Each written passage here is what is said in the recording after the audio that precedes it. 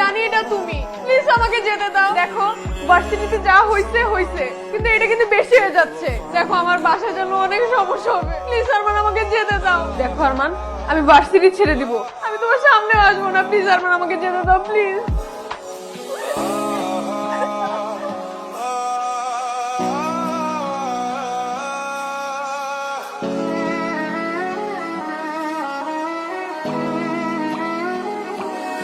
তুমি একটা জানোয়ার, একটা অমানুষের বাচ্চা। একটা মেয়েকে কিভাবে ট্রিট করতে হয় তুমি জানো না? এমন কেন করছো তুমি আমার সাথে? আমি কি করছি তোমার? কি করছো এমন?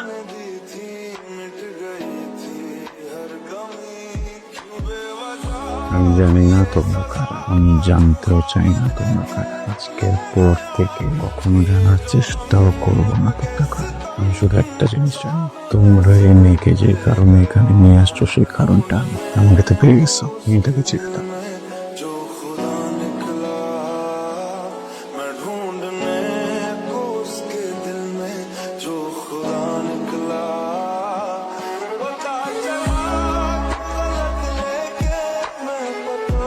কনগ্রাচুলেশনস।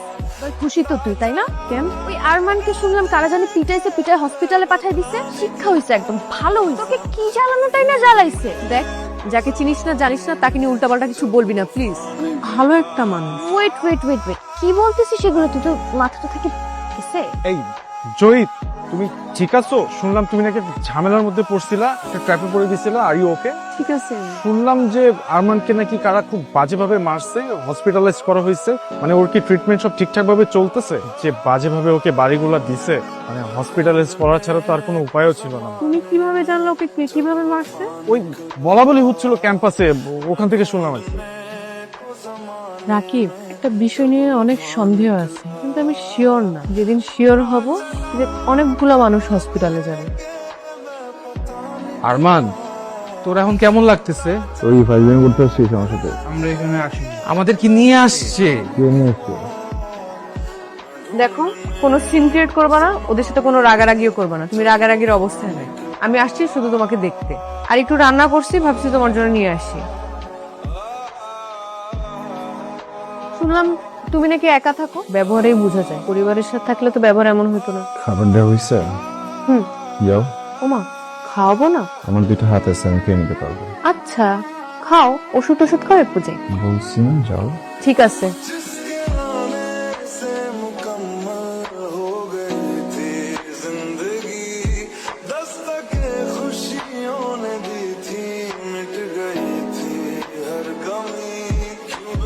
প্রথম দিনই সন্দেহ হচ্ছিল খাবারগুলো নষ্ট করবে, খাবা না।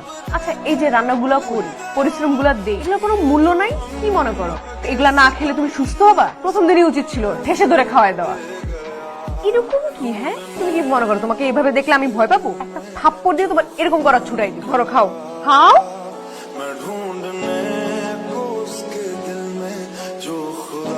হ্যাঁ বল। চাচা, আমার বোন কানতেছে তো, আরো কয়েকদিন কান্নাকাটি করছে। ও কিছু একটা বলতে যাও, আমার বলে নাই। সত্যি করে বলো তো চাচা, কি হয়েছে? হচ্ছে কি, ওর ইউনিভার্সিটির এক ছেলে, ওই কি আরমান নাকি ছেলেটার নাম, বুঝছিস? কয়েকদিন যাবত ওই ছেলেটা খুব ডিস্টার্ব করতেছে। তারপর আমি ওরে বলছি যে তুই চিন্তা করিস না, আমি ইউনিভার্সিটি যেয়ে ওই ছেলের সাথে কথা বলবো, কিন্তু ও আমার যেতে দেন। ও জানে না ও কোন পরিবারের মানুষকে ডিস্টার্ব করতেছে। তুই একটু শান্ত হ, বুঝছিস? ব্যাপারটা আমি দেখতেছি, তুই এর ভিতরে নাক গলাইস না বাবা। আমাকে দেখতে দে ব্যাপারটা। চাচা, তোমার কিচ্ছু দেখতে হইব না, যা দেখার আমি দেখতেছি। আর কয়টা দিন রেস্ট করলে হতো না? ইউনিভার্সিটি আসাই লাগলো।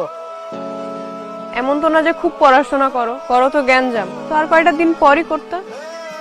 কয়েকটা দিন পরে আসি, পরে আবার মনে হলো ইউনিভার্সিটি আমাকে মিস করে। অনেক মিস করে, করাটা স্বাভাবিক না? ইউনিভার্সিটি অভ্যাস হয়ে গেছে মারামারি গ্যাঞ্জামে। মিস্টার আরমান, আমি আপনাকে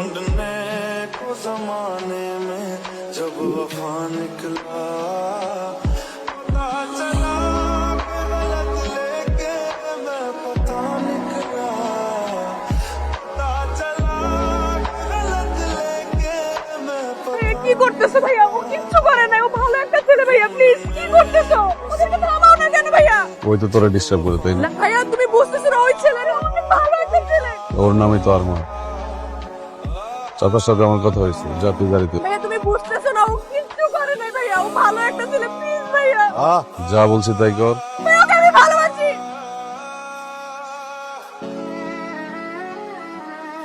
ওই কৃষ্ণ